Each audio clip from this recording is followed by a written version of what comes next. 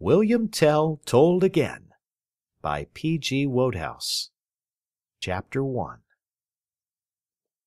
Once upon a time, more years ago than anybody can remember, before the first hotel had been built, or the first Englishman had taken a photograph of Mont Blanc and brought it home to be pasted in an album and shown after tea to his envious friends, Switzerland belonged to the Emperor of Austria to do what he liked with. One of the first things the Emperor did was to send his friend Hermann Gessler to govern the country.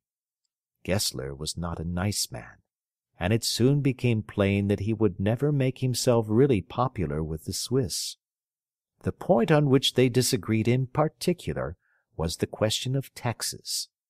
The Swiss, who were a simple and thrifty people, objected to paying taxes of any sort.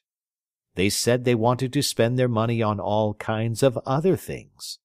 Gessler, on the other hand, wished to put a tax on everything, and being governor, he did it. He made everyone who owned a flock of sheep pay a certain sum of money to him, and if the farmer sold his sheep and bought cows, he had to pay rather more money to Gessler for the cows than he had paid for the sheep. Gessler also taxed bread and biscuits and jam and buns and lemonade, and in fact everything he could think of, till the people of Switzerland determined to complain. They appointed Walter Fürst, who had red hair and looked fierce; Werner Stauffacher, who had grey hair and was always wondering how he ought to pronounce his name; and Arnold of Melchthal, who had light yellow hair and was supposed to know a great deal about the law, to make the complaint. They called on the governor one lovely morning in April, and were shown into the hall of audience. "Well," said Gessler, "and what's the matter now?" The other two pushed Walter Fürst forward because he looked fierce, and they thought he might frighten the governor. Walter Fürst coughed. "Well?" asked Gessler. "Ahem," said Walter Fürst. "That's the way," whispered Werner. "Give it him." "Ahem," said Walter Fürst again. "The fact is, your governorship—" "It's a small point," interrupted Gessler, "but I'm generally called Your Excellency. Yes." "The fact is, Your Excellency, it seems to the people of Switzerland—" "Whom I represent," whispered Arnold of Melchthal. "Whom I represent, that things want changing." "What things?" inquired Gessler. "The taxes, your excellent governorship." "Change the taxes? Why, don't the people of Switzerland think there are enough taxes?" Arnold of Melchthal broke in hastily. "They think there are many too many," he said. "What with the tax on sheep, and the tax on cows, and the tax on bread, and the tax on tea, and the tax—" I know," Gessler interrupted. "I know all the taxes. Come to the point. What about them?" "Well, your Excellency, there are too many of them." "Too many?" "Yes, and we are not going to put up with it any longer," shouted Arnold of Melchthal. Gessler leaned forward in his throne. "Might I ask you to repeat that remark?" he said.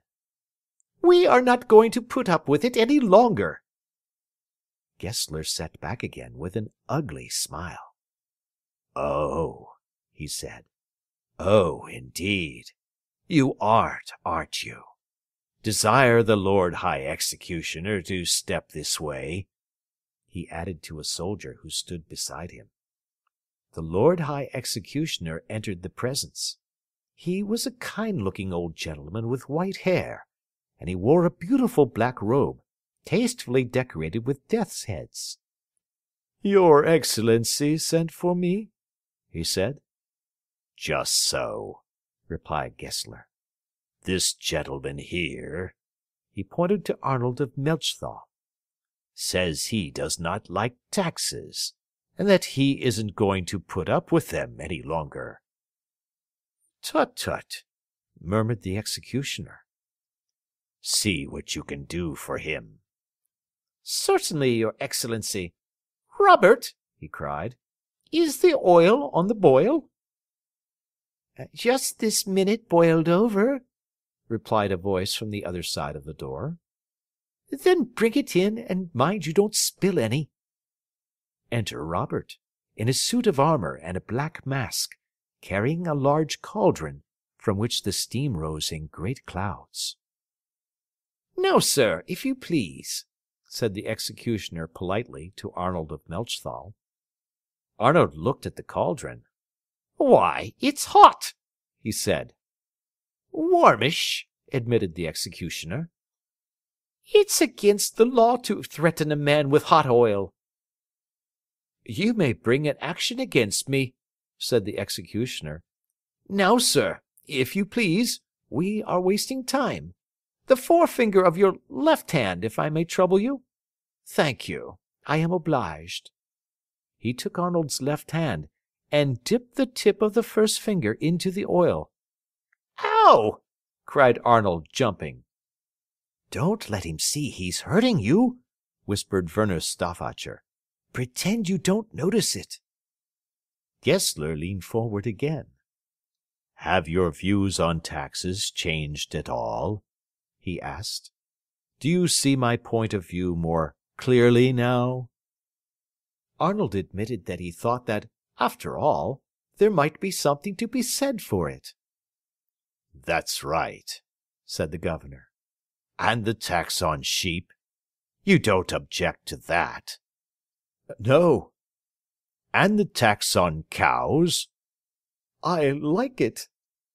"And those on bread, and buns, and lemonade?" "I enjoy them." "Excellent. In fact, you're quite contented?" "Quite." "And you think the rest of the people are?" "Oh, quite, quite." "And do you think the same?" he asked of Walter and Werner. "Oh, yes, your Excellency," they cried. "Then that's all right," said Gessler. "I was sure you would be sensible about it. Now, if you will kindly place in the tambourine which the gentleman on my left is presenting to you a mere trifle to compensate us for our trouble in giving you an audience, and if you," to Arnold of Melchthal, "will contribute an additional trifle for use of the imperial boiling oil, I think we shall all be satisfied. You've done it. That's right. Good-bye, and mind the step as you go out." And, as he finished this speech, the three spokesmen of the people of Switzerland were shown out of the Hall of Audience. Chapter 2. They were met in the street outside by a large body of their fellow citizens, who had accompanied them to the palace, and who had been spending the time since their departure in listening by turns at the keyhole of the front door. But as the Hall of Audience was at the other side of the palace, and cut off from the front door by two other doors, a flight of stairs, and a long passage, they had not heard very much of what had gone on inside, and they surrounded the three spokesmen as they came out, and questioned them eagerly. "Has he taken off the tax on jam?" asked Ulrich the smith. "What is he going to do about the tax on mixed biscuits?" shouted Klaus von der Flue, who was a chimney-sweep of the town and loved mixed biscuits. "Never mind about tea and mixed biscuits," cried his neighbour Meyer of Sarnen. "What I want to know is whether we shall have to pay for keeping sheep any more." "What did the governor say?" asked Jost Weiler, a practical man, who liked to go straight to the point. The three spokesmen looked at one another a little doubtfully. "Well," said Werner Stauffacher at last, "as a matter of fact, he didn't actually say very much. It was more what he did, if you understand me, than what he said. I should describe His Excellency the Governor, said Walter first, as a man who has got a way with him, a man who has got all sorts of arguments at his finger-tips. At the mention of finger-tips, Arnold of Melchthal uttered a sharp howl. In short, continued Walter, after a few minutes' very interesting conversation, he made us see that it really wouldn't do, and that we must go on paying the taxes as before. There was a dead silence for several minutes, while everybody looked at everybody else in dismay. The silence was broken by Arnold of Sewa. Arnold of Sewa had been disappointed at not being chosen as one of the three spokesmen, and he thought that if he had been so chosen, all this trouble would not have occurred. The fact is, he said bitterly, that you three have failed to do what you were sent to do. I mention no names, far from it, but I don't mind saying that there are some people in this town who would have given a better account of themselves. What you want in little matters of this sort is, if I may say so, tact. Tact, that's what you want. Of course, if you will go rushing into the governor's presence. But we didn't rush, said Walter first. Shouting out that you want the taxes abolished. But we didn't shout, said Walter first. I really cannot speak if I am to be constantly interrupted, said Arnold of Sewa severely. What I say is that you ought to employ tact. Tact, that's what you want. If I had been chosen to represent the Swiss people in this affair, I am not saying I ought to have been, mind you. I merely say, if I had been, I should have acted rather after the following fashion.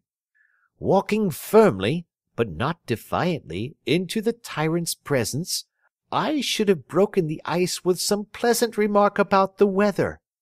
The conversation once started, the rest would have been easy. I should have said that I hoped His Excellency had enjoyed a good dinner. Once on the subject of food, and it would have been the simplest of tasks to show him how unnecessary taxes on food were, and the whole affair would have been pleasantly settled while you waited. I do not imply that the Swiss people would have done better to have chosen me as their representative. I merely say that this is how I should have acted had they done so. And Arnold of Sewa twirled his moustache and looked offended. His friends instantly suggested that he should be allowed to try where the other three had failed, and the rest of the crowd, beginning to hope once more, took up the cry. The result was that the visitors' bell of the palace was rung for the second time. Arnold of Sewa went in, and the door was banged behind him. 5 minutes later he came out, sucking the first finger of his left hand. "No," he said, "it can't be done. The tyrant has convinced me." "I knew he would," said Arnold of Melchthal. "Then I think you might have warned me," snapped Arnold of Sewa, dancing with the pain of his burnt finger. "Was it hot?" "Boiling." "Ah." "Then he really won't let us off the taxes?" asked the crowd in disappointed voices. "No." "Then the long and short of it is," said Walter first, drawing a deep breath, "that we must rebel."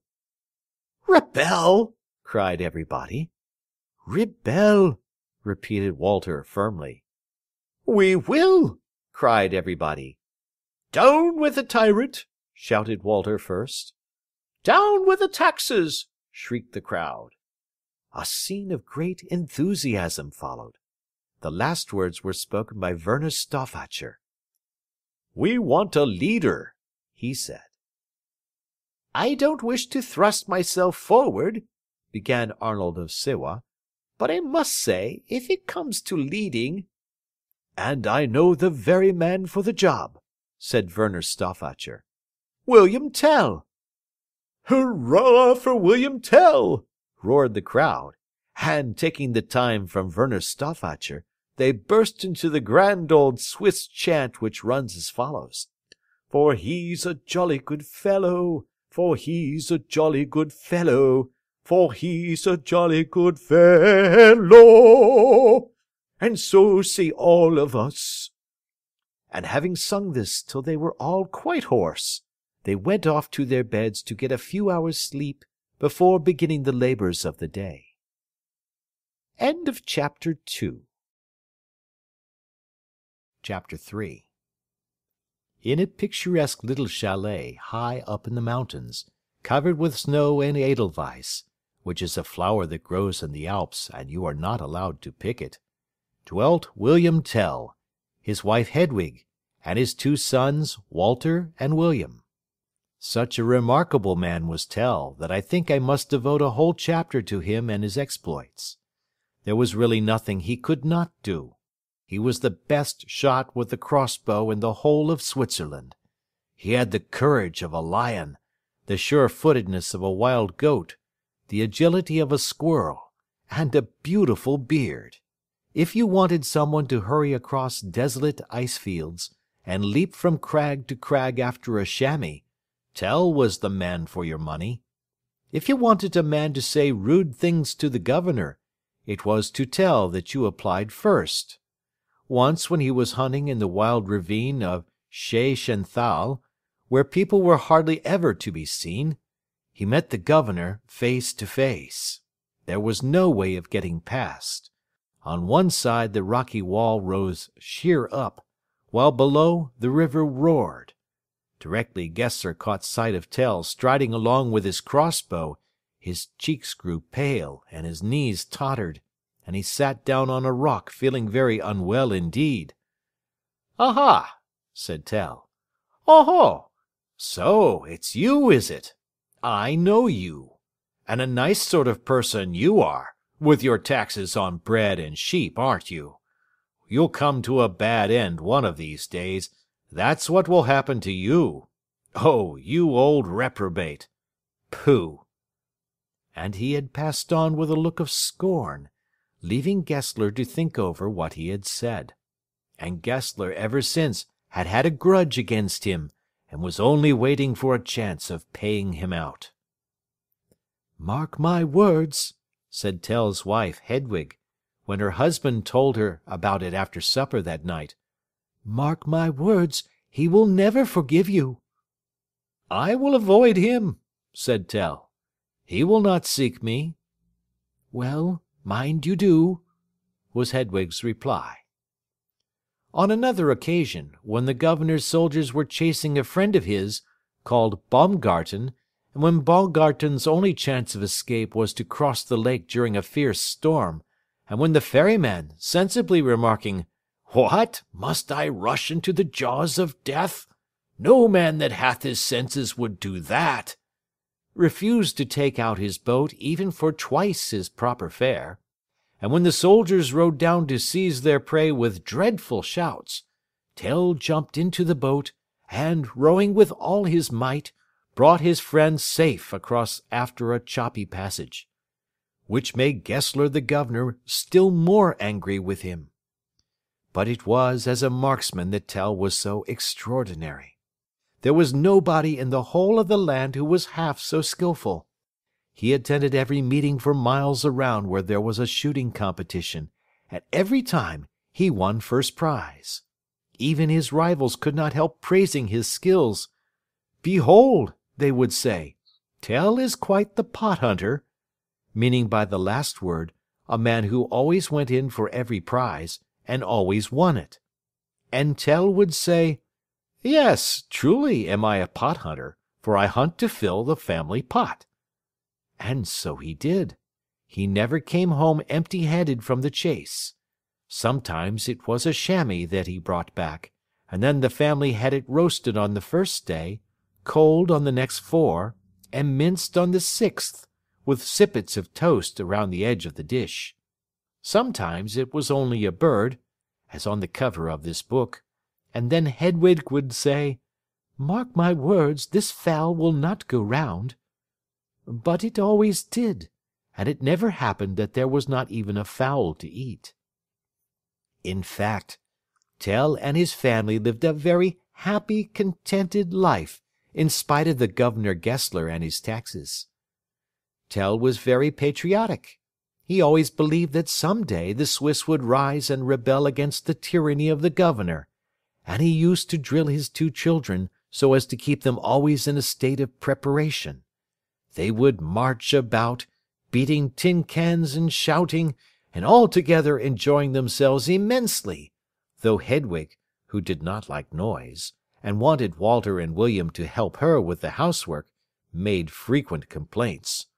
"Mark my words," she would say, "this growing spirit of militarism in the young and foolish will lead to no good," meaning that boys who played at soldiers instead of helping their mother to dust the chairs and scrub the kitchen floor would in all probability come to a bad end. But Tell would say, "Who hopes to fight his way through life must be prepared to wield arms. Carry on, my boys." And they carried on. It was to this man that the Swiss people had determined to come for help. Chapter 4. Talking matters over in the inn of the town, the Glass and Glacier, the citizens came to the conclusion that they ought to appoint 3 spokesmen to go and explain to Tell just what they wanted him to do. "I don't wish to seem to boast at all," said Arnold of Sewa, "but I think I had better be one of the 3.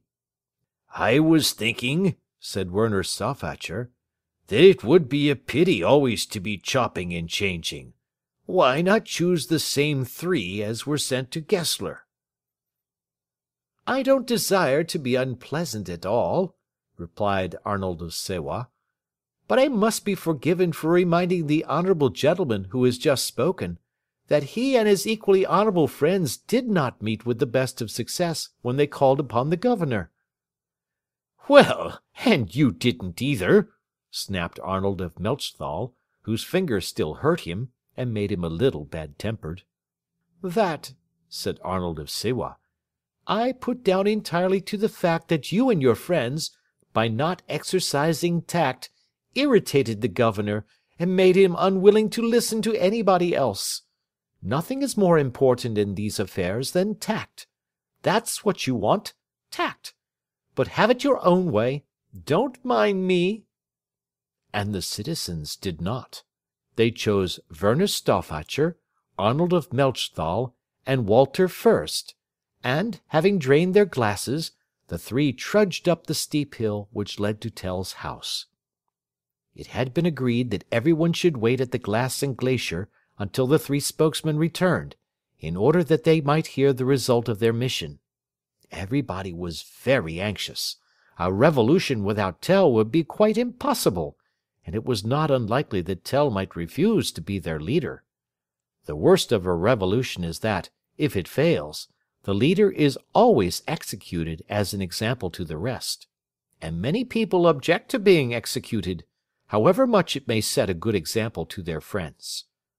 On the other hand, Tell was a brave man and a patriot, and might be only too eager to try to throw off the tyrant's yoke, whatever the risk. They had waited about an hour, when they saw the 3 spokesmen coming down the hill. Tell was not with them, a fact which made the citizens suspect that he had refused their offer. The first thing a man does when he has accepted the leadership of a revolution is to come and plot with his companions. "Well?" said everybody eagerly, as the 3 arrived. Werner Stauffacher shook his head. "Ah," said Arnold of Sewa, "I see what it is. He has refused. You didn't exercise tact, and he refused." "We did exercise tact," said Stauffacher indignantly. "But he would not be persuaded. It was like this. We went to the house and knocked at the door. Tell opened it. 'Good morning,' I said. 'Good morning,' said he. 'Take a seat.' I took a seat. 'My heart is full,' I said, 'and longs to speak with you.' I thought that a neat way of putting it." The company murmured approval. "A heavy heart," said Tell, will not grow light with words. Not bad, that, murmured Jostweiler. Clever way of putting things Tell has got. Yet words, I said, might lead us on to deeds. Neat, said Jostweiler. Very neat, yes. To which Tell's extraordinary reply was, the only thing to do is to sit still. What? I said. Bear in silence things unbearable? Yes, said Tell. To peaceable men, peace is gladly granted. When the governor finds that his oppression does not make us revolt, he will grow tired of oppressing. And what did you say to that? Asked Ulrich the smith. I said he did not know the governor if he thought he would ever grow tired of oppressing. We might do much, I said, if we held fast together. Union is strength, I said. The strong, said Tell, is strongest when he stands alone. Then our country must not count on thee, I said, when in despair she stands on self-defence. Oh, well, he said, hardly that, perhaps. I don't want to desert you. What I mean to say is, I'm no use as a plotter or a counsellor or that sort of thing. Where I come out strong is in deeds. So don't invite me to your meetings and make me speak and that sort of thing. But if you want a man to do anything, why, that's where I shall come in, you see. Just write it if you want me. A postcard will do, and you will not find William Tell hanging back, no sir. And with those words he showed us out. Well, said Jostweiler, I call that encouraging. All we have to do now is to plot. Let us plot. Yes, let's, shouted everybody. Ulrich the smith rapped for silence on the table. Gentlemen, he said, our friend Mr. Klaus von der Flue will now read a paper on Governors, Their Drawbacks, and How to Get Rid of Them. Silence, gentlemen, please. Now then, Klaus, old fellow, speak up and get it over. And the citizens settled down without further delay to a little serious plotting. End of Chapter 4. Chapter 5. A few days after this, Hedwig gave Tell a good talking to on the subject of his love for adventure. He was sitting at the door of his house mending an axe. Hedwig, as usual, was washing up. Walter and William were playing with a little crossbow not far off. "Father," said Walter. "Yes, my boy." "My bowstring has bust." Bust was what all Swiss boys said when they meant broken. "You must mend it yourself, my boy," said Tell. "A sportsman always helps himself." "What I say," said Hedwig, bustling out of the house, "is that a boy of his age has no business to be shooting. I don't like it." "Nobody can shoot well if he does not begin to practice early. Why, when I was a boy, I remember on one occasion when—" "What I say," interrupted Hedwig, "is that a boy ought not to want always to be shooting and what not. He ought to stay at home and help his mother. And I wish you would set them a better example." "Well, the fact is, you know," said Tell, "I don't think nature meant me to be a stay-at-home and that sort of thing. I couldn't be a herdsman if you paid me. I shouldn't know what to do. No, everyone has his special line, and mine is hunting. Now I can hunt." "A nasty, dangerous occupation," said Hedwig. "I don't like to hear of your being lost on desolate ice-fields, and leaping from crag to crag and what not. Some day, mark my words, if you are not careful, you will fall down a precipice, or be overtaken by an avalanche, or the ice will break while you are crossing it. There are 1,000 ways in which you might get hurt." "A man of ready wit with a quick eye," replied Tell complacently, "never gets hurt. The mountain has no terror for her children. I am a child of the mountain." "You are certainly a child," snapped Hedwig. "It is of no use my arguing with you." Not very much, agreed Tell, for I am just off to the town. I have an appointment with your papa and some other gentlemen. I forgot to say so before, but Hedwig was the daughter of Walter First. Now, what are you and papa plotting? asked Hedwig. I know there is something going on. I suspected it when papa brought Werner Stauffacher and the other man here, and you wouldn't let me listen. What is it? Some dangerous scheme, I suppose? Now, how in the world do you get those sort of ideas into your head? Tell laughed. Dangerous scheme?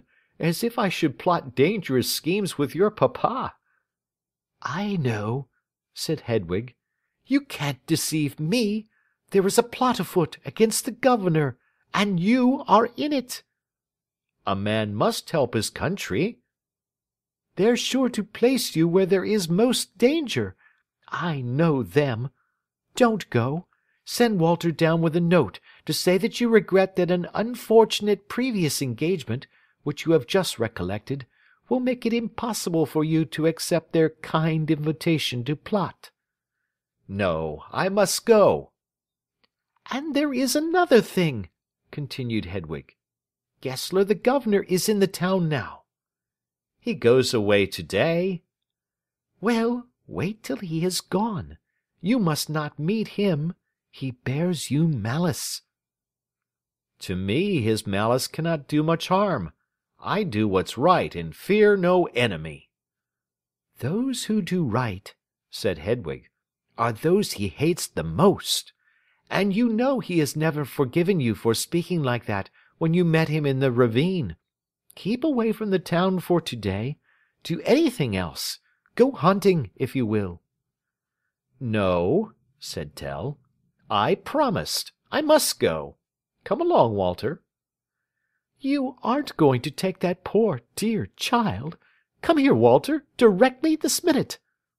Want to go with father, said Walter, beginning to cry, for his father had promised to take him with him the next time he went to the town, and he had saved his pocket money for the occasion. Oh, let the boy come, said Tell. William will stay with you, won't you, William? All right, father, said William. Well, mark my words, said Hedwig. If something bad does not happen, I shall be surprised. Oh, no, said Tell. What can happen? And without further delay he set off with Walter for the town. Chapter 6. In the meantime all kinds of things of which Tell had no suspicion had been happening in the town. The fact that there were no newspapers in Switzerland at that time often made him a little behindhand as regarded the latest events. He had to depend, as a rule, on visits from his friends, who would sit in his kitchen and tell him all about everything that had been going on for the last few days. And, of course, when there was anything very exciting happening in the town, nobody had time to trudge up the hill to Tell's chalet. They all wanted to be in the town, enjoying the fun. What had happened now was this. It was the chief amusement of the governor, Gessler, who, you will remember, was not a nice man, when he had a few moments to spare from the cares of governing, to sit down and think out some new way of annoying the Swiss people. He was one of those persons who only do it to annoy because they know it teases. What he liked chiefly was to forbid something. He would find out what the people most enjoyed doing, and then he would send a herald to say that he was very sorry, but it must stop. He found that this annoyed the Swiss more than anything. But now he was rather puzzled what to do, for he had forbidden everything he could think of. He had forbidden dancing and singing, and playing on any sort of musical instrument, on the ground that these things made such a noise, and disturbed people who wanted to work. He had forbidden the eating of everything except bread, and the simplest sorts of meat, because he said that anything else upset people, and made them unfit to do anything except sit still and say how ill they were. And he had forbidden all sorts of games, because he said they were a waste of time. so that now, when he wanted dreadfully to forbid something else, he could not think of anything. Then he had an idea, and this was it. He told his servants to cut a long pole, and they cut a very long pole.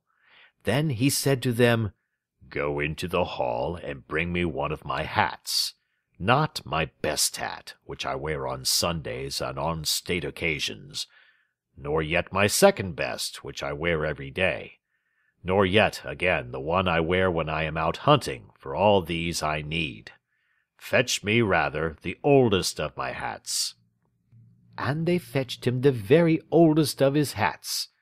Then he said, "Put it on top of the pole." And they put it right on top of the pole. And last of all he said, "Go and set up the pole in the middle of the meadow, just outside the gates of the town." And they went and set up the pole in the very middle of the meadow, just outside the gates of the town. Then he sent his heralds out to north and south and east and west to summon the people together, because he said he had something very important and special to say to them.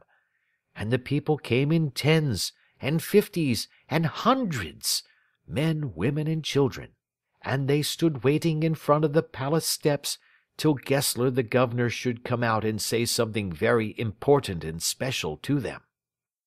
And punctually at 11 o'clock, Gessler, having finished a capital breakfast, came out to the top step and spoke to them. "Ladies and gentlemen," he began. A voice from the crowd, "Speak up!"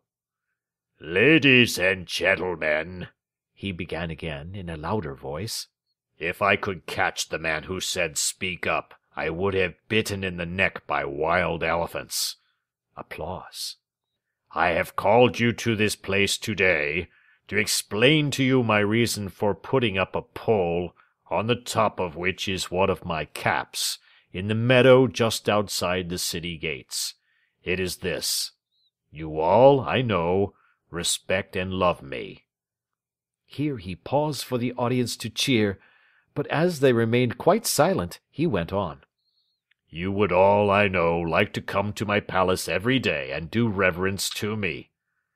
A voice, "No, no!" "If I could catch the man who said no, no, I would have him stung on the soles of the feet by pink scorpions. And if he was the same man who said speak up a little while ago, the number of scorpions should be doubled." Loud applause. "As I was saying before I was interrupted, I know you would like to come to my palace and do reverence to me there, but as you are many and space is limited, I am obliged to refuse you that pleasure. However, being anxious not to disappoint you, I have set up my cap in the meadow, and you may do reverence to that. In fact, you must. Everybody is to look on that cap as if it were me." A voice, "It ain't so ugly as you." "If I could catch the man who made that remark, I would have him tied up and teased by trained bluebottles." Deafening applause. "In fact, to put the matter briefly, if anybody crosses that meadow without bowing down before that cap, my soldiers will arrest him, and I will have him pecked on the nose by infuriated blackbirds. So there! Soldiers, move that crowd on." And Gessler disappeared indoors again, just as a volley of eggs and cabbages whistled through the air, and the soldiers began to hustle the crowd down the various streets till the open space in front of the palace gates were quite cleared of them. All this happened the day before Tell and Walter set out for the town. End of Chapter 6. Chapter 7. Having set up the pole and cap in the meadow, Gessler sent 2 of his bodyguard, Frieshard — I should think you would be safe in pronouncing this Frieshard, but you had better ask somebody who knows — and Luthold, to keep watch there all day, and see that nobody passed by without kneeling down before the pole and taking off his hat to it. But the people, who prided themselves on being what they called open sie schnuffen, or as we should say, up to snuff, and equal to every occasion, had already seen a way out of the difficulty. They knew that if they crossed the meadow, they must bow down before the pole, which they did not want to do, so it occurred to them that an ingenious way of preventing this would be not to cross the meadow. So they went the long way round, and the two soldiers spent a lonely day. "What I says," said Frieshardt, "is what's the use of us wasting our time here?" Frieshardt was not a very well-educated man, and he did not speak good grammar.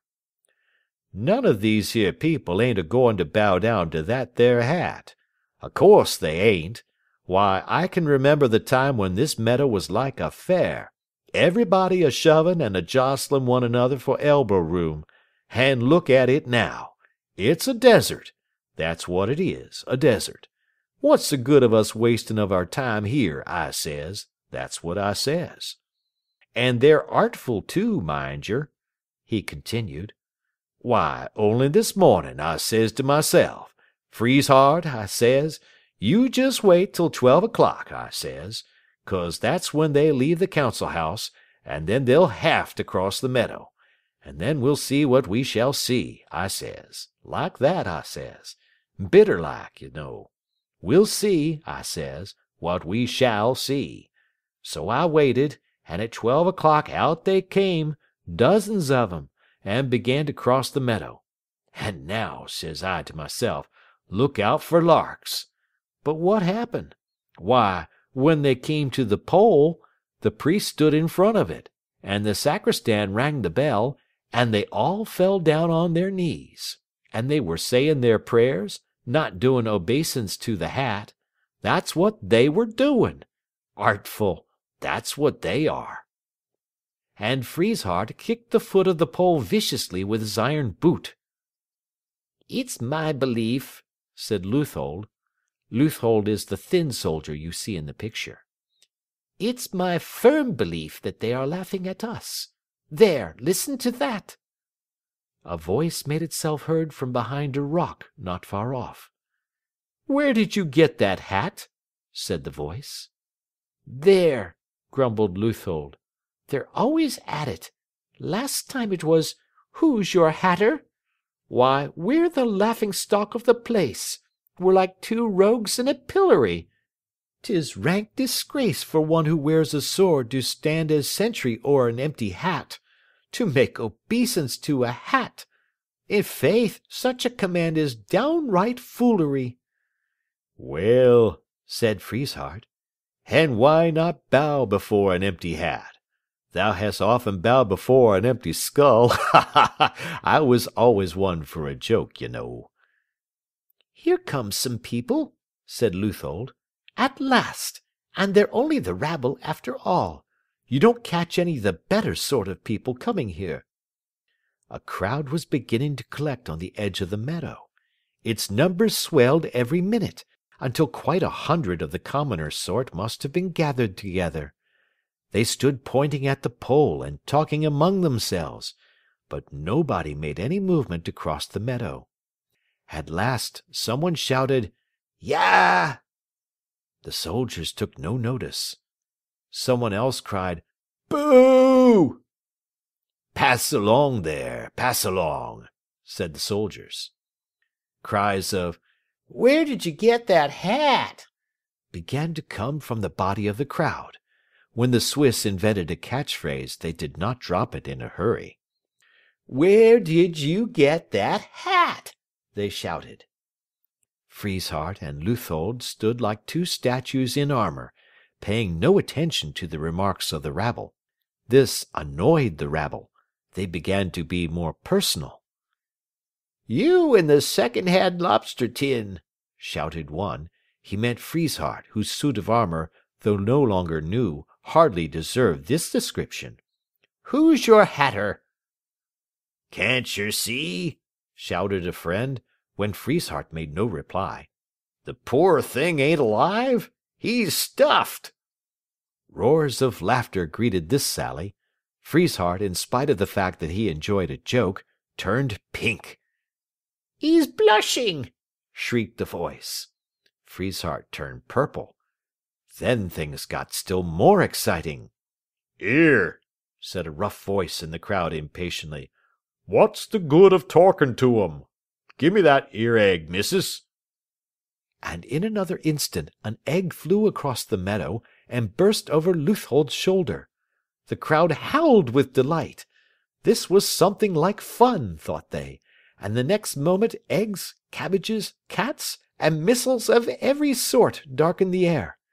The two soldiers raved and shouted, but did not dare to leave their post. At last, just as the storm was at its height, it ceased as if by magic.